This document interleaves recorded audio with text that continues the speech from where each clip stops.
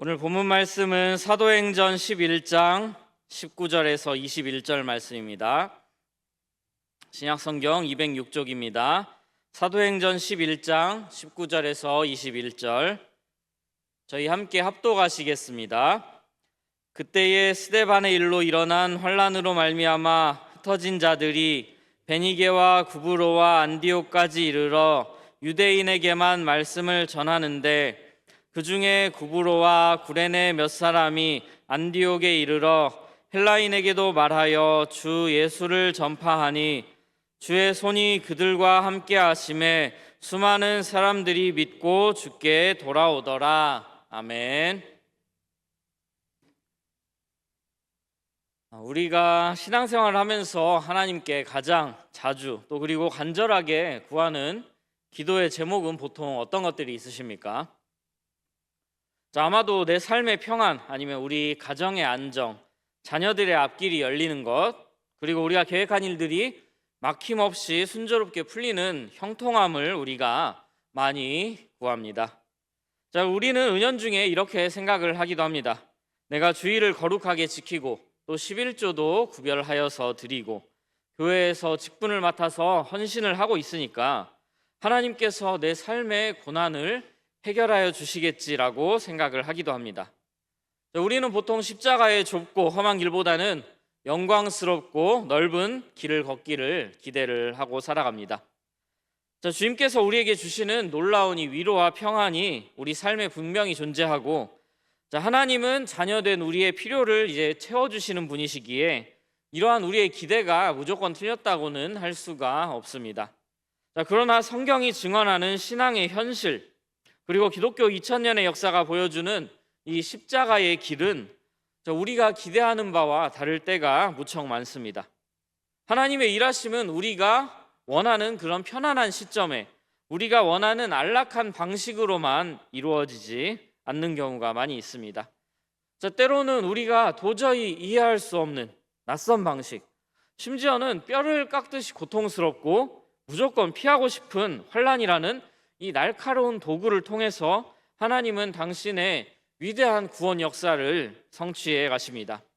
오늘 우리가 함께 읽은 사도행전 11장의 본문이 바로 그 영적인 역설을 가장 선명하게 보여주는 장면이라고 할 수가 있겠습니다. 오늘 본문 19절은 이렇게 무거운 문장으로 시작을 하고 있습니다. 저희 19절의 초반 부분 한번 함께 읽어보시겠습니다. 그때에 스데반의 일로 일어난 환란으로 말미암아 흩어진 자들이, 이 짧은 한 문장 속에는 초대 예루살렘 교회가 온 몸으로 감당해야 했던 고통과 또 비극의 시간이 고스란히 담겨 있습니다. 우리는 그 사도행전 7장과 8장의 이전 기록을 통해서 이 스데반의 일로 일어난 환란이 구체적으로 얼마나 참혹한 것이었는지 잘 알고 있습니다. 초대교회의 신실하고 지혜로운 일꾼이었던 스데반 집사님은 복음을 담대히 전하다가 성문 밖으로 끌려나가서 무참히 돌에 맞아서 순교를 하였습니다. 그의 죽음은 단순히 이 한 개인의 억울한 죽음에서 끝나지 않았습니다. 스데반의 순교를 신호탄으로 유대 종교 지도자들은 그리스도인들을 향해서 대대적이고 또 조직적으로 박해의 칼을 빼서 휘둘렀습니다. 당시 유대인들은 그리스도인들을 사회에서 완전히 소탕하고 또 진멸하기 위해서 총력을 기울였습니다. 우리가 잘 아는 사울과 같은 열성 당원들은 교회를 진멸하기 위해서 각 집에 들이닥쳐서 남녀를 가리지 않고 끌어다가 차가운 감옥에 집어넣는 일을 즐거이 하기도 하였습니다. 예수를 나의 구주로 고백한다는 그 이유 하나만으로 어제까지 함께 웃고 지내던 이웃이 하루아침에 나를 밀고 하는 고발자가 되었습니다. 신앙을 지키기 위해서는 말 그대로 이제 목숨을 내놓아야 하는 상황이 된 것입니다. 잡히면 끔찍한 고문을 당했고 감옥에 갇혔으며 언제 스데반처럼 돌에 맞아 죽을지도 모르고 이런 극도의 공포가 예루살렘 전역을 뒤덮었습니다. 이런 무자비한 핍박 속에서 예루살렘 교회의 성도들이 할 수 있는 선택은 많지 않았습니다. 대항하여서 싸울 힘도 없고 권력도 없던 그들은 그저 핍박을 피해서 사방으로 도망쳐서 흩어질 수밖에 없었던 것입니다.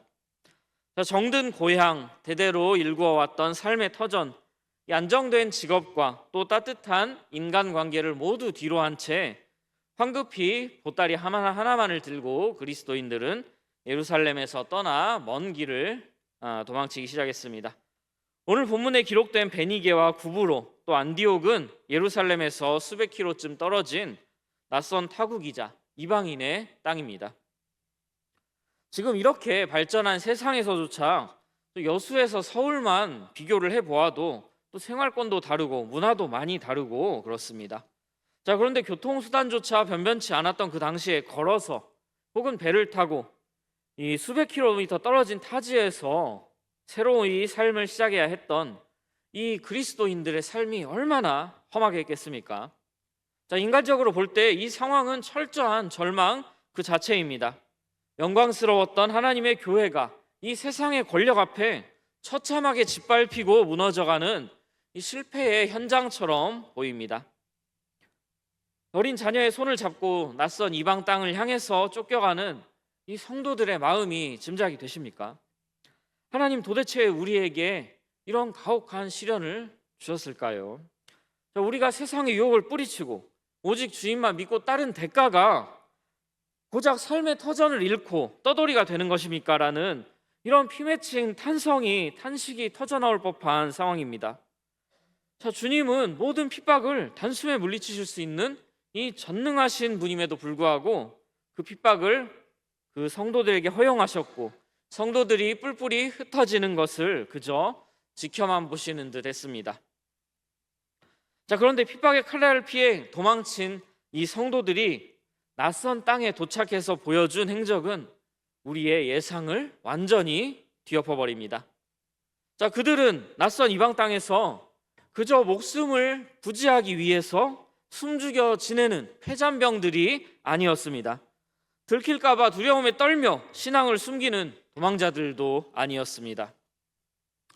놀랍게도 그들은 자신이 쫓겨나서 다다른 바로 그곳에서 자신들의 삶을 송두리째 무너뜨린 그 원인인 예수 그리스도의 복음을 다시 당당하게 입 밖으로 꺼내어서 전하기 시작합니다. 환난과 핍박이라는 이 비극적인 배경을 오늘 본문의 말씀에서 잠시 걷어내고 이들의 행동 자체만을 우리가 바라보면 어떻습니까? 자, 이들은 도망가고 있는 것이 아니라 각 지역으로 뻗어나가서 생명의 씨앗을 뿌리고 있는 것입니다. 자, 그렇습니다. 이것은 단순한 도피가 아니라 기독교 역사상 가장 적극적이고 역동적인 전도이자 선교의 위대한 행진이었습니다. 예루살렘 교회는 오순절 마가 다락방에 성령 강림 이후에 이 많은 수천 명이 회개하고 돌아오는 폭발적인 그런 부흥을 경험했습니다. 자, 그들은 날마다 마음을 같이하며 성전에 모이기를 힘썼고 집에서 떡을 떼며 기쁨과 순전한 마음으로 음식을 먹고 서로 물건을 아낌없이 나누는 은혜로운 그런 공동체를 이루었습니다. 그러나 거기까지였습니다. 그들은 예루살렘이라는 자신들만의 이 따뜻하고 은혜로운 울타리 안에만 머물러 있으려고 하였습니다. 오직 성령이 너희에게 임하시면 너희가 권능을 받고 예루살렘과 온 유대와 사마리아와 땅끝까지 이르러 내 증인이 되라 하신 예수님의 지상 대명령이 분명히 주어졌음에도 불구하고 그들은 예루살렘의 영적인 안락함에 깊이 안주하고 있었습니다. 바로 그때 하나님께서는 환난이라는 강력한 도구를 꺼내 드신 것입니다. 환난은 둥지 안에 머물러 있으려는 성도들을 예루살렘 밖으로 밀어내는 거센 바람이 되었습니다. 자, 핍박이라는 회초리를 들어 예루살렘 화로에 옹기종기 모여있던 불씨들을 하나님께서 사방으로 흩어버리신 것입니다. 불씨는 한 화로에 모여있을 때보다 거센 바람을 타고 사방으로 흩어질 때에 비로소 거대한 들불로 번져 나갑니다. 하나님께서는 성도들이 겪는 이 뼈아픈 환난의 상황을 온전히 사용하셔서 복음이 이 유대의 좁은 경계를 넘어서 이방 땅으로 흘러 들어가게 하는 선교의 도구로 삼으신 것입니다. 자, 하지만 이 상황조차도 하나님의 눈으로 보기에는 반쪽짜리였습니다. 환난을 피해서 흩어진 자들이 낯선 땅에 이르러서도 목숨을 걸고 복음을 전했다는 사실 자체가 사실 이미 눈물겨운 기적입니다. 자, 그런데 19절 하반절을 자세히 들여다보면 그들의 열심 속에서도 여전히 넘지 못한 한계가 존재했음을 볼 수가 있습니다. 19절 하반절 제가 한번 읽어드리겠습니다. 베니게와 구브로와 안디옥까지 이르러 유대인에게만 말씀을 전하는데 라고 성경은 기록을 하고 있습니다. 자, 그들은 비록 타국에 와 있었지만 여전히 자신들과 같은 핏줄, 같은 문화를 공유하는 익숙한 유대인 회당을 중심으로만 제한적으로 복음을 전했습니다. 자, 1000년 넘게 이어온 유대인이라는 그 민족적 장벽, 율법이라는 두터운 전통의 그 껍질을 그들 스스로 완전히 깨어버리지는 못한 것입니다. 하나님의 더 크고 위대한 계획은 모든 열방과 모든 이방인을 위해 열려 있었지만은 인간적인 관성의 순종은 언제나 내가 편안함을 느끼는 익숙한 범위를 벗어나기를 두려워하고 있었습니다. 자, 그런데 바로 다음 절인 20절에서 인간의 한계를 뛰어넘어 영적 역사의 물줄기가 완전히 뒤바뀌는 사건이 일어납니다. 이 사건으로 말미암아 훗날 이방인인 우리까지 복음이 전해지는 은혜의 그 통로가 활짝 열리게 됩니다. 20절을 저희가 다시 한번 합독하시겠습니다. 그 중에 구브로와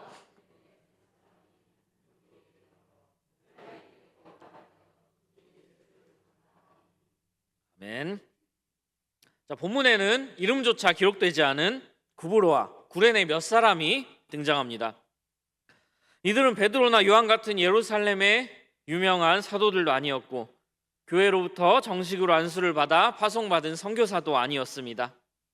그저 환난을 피해 쫓겨난 평범한 성도들, 이름 없는 디아스포라 유대인 몇몇에 불과했습니다.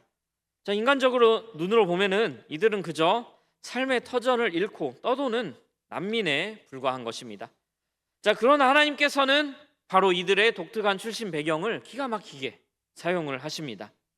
자, 구브로는 지중해 무역의 중심지인 섬 키프로스이고 구레네는 북아프리카에 위치한 헬라화된 도시입니다. 자, 이들은 비록 유대인이었지만 어릴 적부터 이방 문화 속에서 자라며 헬라어에 능통했고 이방인들의 사고방식과 이 삶의 양식에 아주 익숙했던 사람들입니다.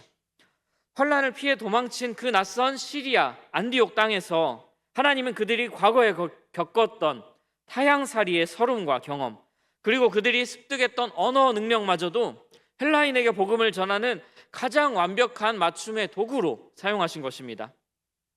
자, 우리의 과거 경험 중 버릴 것은 단 하나도 없습니다.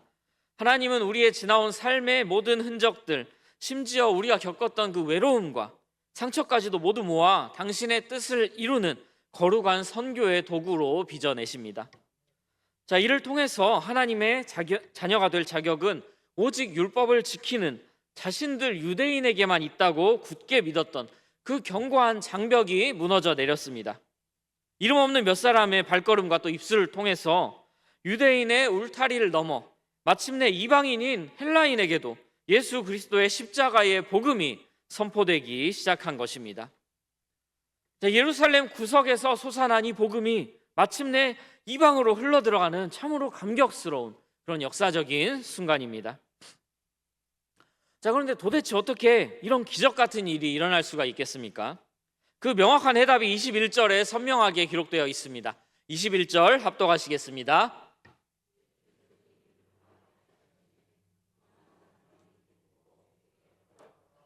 아멘. 바로 그 정답은 주의 손입니다. 당시 성도들이 겪었던 모진 환난과 그 핍박의 절망적인 상황, 앞이 보이지 않는 이 캄캄한 어둠 속에서도 주님의 손은 단 한순간도 그들을 떠나지 않으셨습니다. 주무시지도 졸지도 않으시고 오히려 그 어느 때보다 역동적이고 강렬하게 역사하고 계셨습니다. 자, 여기서 우리는 신앙적인 깊은 영적 고뇌와 또 마주하게 됩니다. 주님께서는 분명히 모든 핍박을 단숨에 물리치실 수 있는 그런 전능하신 능력이 있으신 분입니다. 스데반을 향해 날아오는 그 돌덩이를 공중에서 멈추게 하실 수도 있었고, 교회를 핍박하는 악한 이 권력자들을 그 자리에서 쓸어버리실 수도 있는 분입니다. 애초에 교회를 향한 공격 자체를 원천적으로 차단하실 수도 있었습니다. 그러나 주님의 손은 그렇게 하지 않으셨습니다. 사랑하는 자녀들이 억울하게 고난당하는 것을 눈물로 허락하셨고, 그들이 정든 예루살렘을 떠나 낯선 이방 땅으로 뿔뿔이 흩어지게 하셨습니다. 왜 그러셨습니까? 주님께서 이루고자 하시는 더 크고 온전한 구원의 계획이 그 너머에 있었기 때문입니다. 예루살렘이라는 그 편안한 둥지에 갇혀 있는 복음을 온 천하 만민에게로 이끌어내기 위해 주님은 환난이라는 그 거친 도구를 사용하신 것입니다.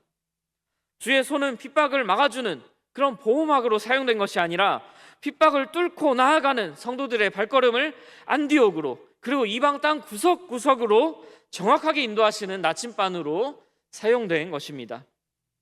자, 그 결과가 무엇입니까? 자, 이렇게 흩어진 무명의 성도들이 생명을 걸고 복음을 전했을 때에 주의 손이 그들과 함께 역사하셔서 수많은 이방인이 예수를 구주로 믿게 되었습니다. 이로 인하여서 우상 숭배가 가득했던 이방 땅 안디옥에 기독교 역사상 최초의 이방인 교회가 영광스럽게 탄생을 하게 되었습니다.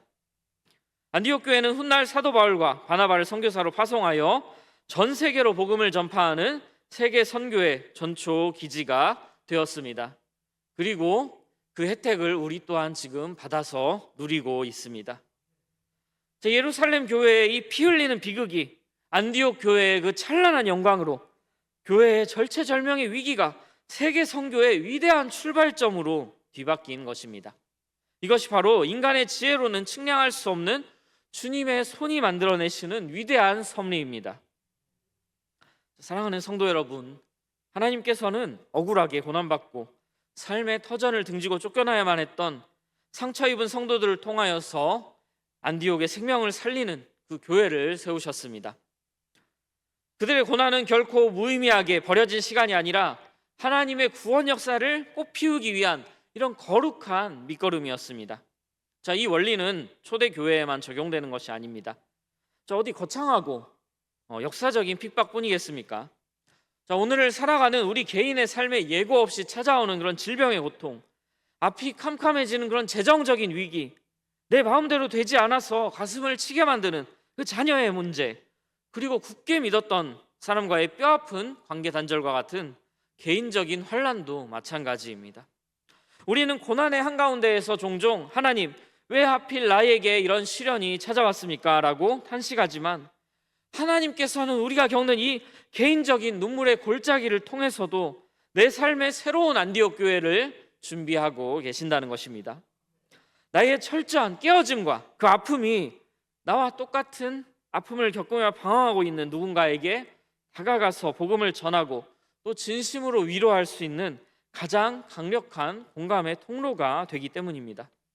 자, 더 나아가서 지금 우리가 살아가는 이 시대의 사회적 상황 또한 다르지 않습니다. 자, 오늘날 우리는 1세기 성도들이 겪었던 그런 것과 같은 물리적인 투옥이나 처형을 당하지는 않고 있습니다.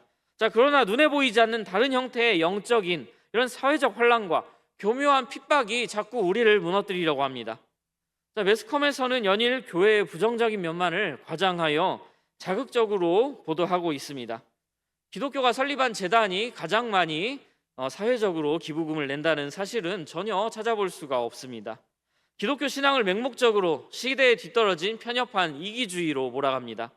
악한 법과 사회적 제도를 통하여서 하나님의 진리인 말씀을 시대착오적인 것으로 깎아내리고 성경적 가치관을 생명처럼 지키면서 살아가는 사람들을 향해서 차별주의자, 혐오자라는 프레임을 씌워 입을 막고 또 억압하려는 시대가 바로 우리가 마주한 지금 시대입니다. 자, 이러한 거센 시대적 압박과 우리에게 닥친 환난 앞에 굴복하여서 세상의 시선이 두려워서 잠잠히 숨어 지내는 것은 결코 십자가를 짊어진 그리스도인의 자세라고 할 수가 없습니다.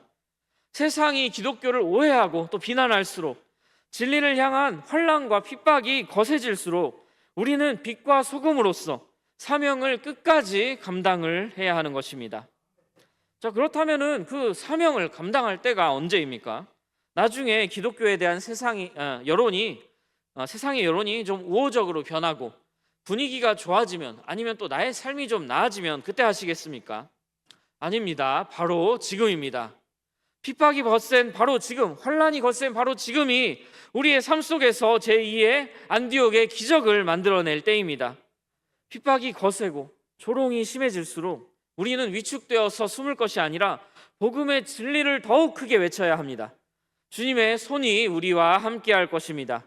우리가 아니라 주의 손이 역사하실 것입니다. 자, 우리는 그저 주님의 손이 역사하시기 위한 그 다리를 놓으면 되는 것입니다. 자, 우리의 삶에서 복음의 진리를 전하는 것이 어려운 일이 아닙니다. 자, 기독교를 향해 나를 세우고 조롱하는 직장 동료를 피하지 마시고 오히려 먼저 다가가 따뜻한 커피 한 잔을 건네는 그리스도인의 이런 여유와 사랑을 보여주면 됩니다. 누군가 교회를 헐뜯고 비난할 때에 감정적으로 얼굴을 붉히며 다투기보다 묵묵히 내게 맡겨진 굳은 일을 솔선수범으로 감당하며 이 섬김의 자리를 지켜내면 되는 것입니다. 억울하고 속상한 상황 속에서도 미소를 지으며 남을 배려하는 우리의 그 작은 행동 하나하나, 땀 흘리는 희생 하나하나가 100마디의 화려한 논리적 설득보다 더 강력하게 예수 그리스도가 살아계심을 세상에 증명하는 선교의 발걸음이 될 것입니다. 세상의 악의적인 비판 앞에서는 우리의 정결한 삶의 모범과 이웃을 향한 희생적인 그 사랑으로 복음의 참된 능력을 우리가 증명해내야 합니다. 우리가 받은 복음은 억압한다고 억압되지 않습니다. 더욱 밝고 거세게 타오릅니다. 주님의 손이 도우실 것이므로 이 모든 것이 가능할 것입니다. 자, 이제 말씀을 맺겠습니다. 지금 여러분의 삶 속에 숨막히는 환란이 혹시 찾아왔습니까? 교회가 세상으로부터 부당한 조롱과 핍박을 당하고 있습니까? 우리가 두려워할 이유가 없습니다. 절망하지 않아도 됩니다. 우리 인간의 이런 좁은 눈으로는 절체절명의 위기이지만 이 역사를 주관하시는 하나님의 눈에는 복음이 퍼져나갈 절호의 기회인 것입니다. 우리가 어떤 적박하고 억울한 상황에 처해 있든지 핑계대지 않고 내게 주어진 십자가를 지고 묵묵히 복음을 전하기만 하면 구브로와 구레네 사람들과 함께 하셨던 그 능력의 주의 손이 오늘 우리와도 동일하게 함께 하실 것입니다. 주님께서는 비록 작고 연약해 보일지라도 우리의 순종을 통해서 반드시 역사하시고 마침내 수많은 영혼이 주께 돌아오는 놀라운 생명의 역사를 우리 시대에도 이루어내실 줄을 성경의 약속 안에서 분명히 확신합니다. 자, 이 담대한 확신을 가지고 이번 한 주간도 여러분 각자가 보낸받은 삶의 자리, 또 여러분만의 안디옥에서 주님의 손과 함께 힘차게 승리하는 복된 성도님들이 되시기를 주님의 이름으로 간절히 소망합니다. 기도하시겠습니다. 언제나 우리와 함께 하시는 아버지 하나님 감사드립니다. 어느 순간에도 주의 손이 역사하심을 믿으며 그리스도의 복음을 전하는 사명을 잊지 않는 우리 수정로 교회가 되게 하여 주시옵소서. 개인적으로도 또 사회적으로도 어려운 이 시대가 주님의 복음이 들불처럼 번져갈 시대임을 믿습니다. 모든 것을 사용하셔서 선하게 인도하시는 주님을 믿고 담대히 복음을 전하는 우리 모두가 되게 하여 주시옵소서. 예수님 이름으로 기도드립니다. 아멘.